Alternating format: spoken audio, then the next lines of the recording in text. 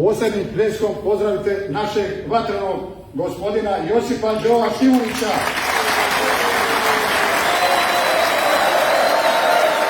Hrvatska država stvorena je iz krvlju hrvatskih branitelja koji su bili i koji će ostati za dom.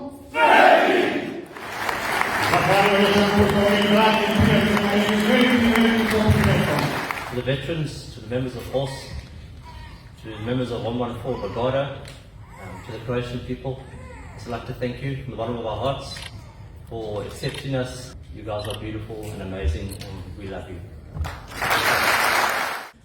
Dana 10. lipnja 1995. godine na južnom bojištu Tomas polaže život za našu slobodu.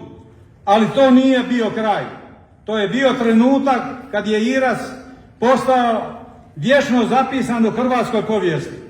Za Toma, za sve naše pale, za domovinu, Bog i Hrvati i za dom!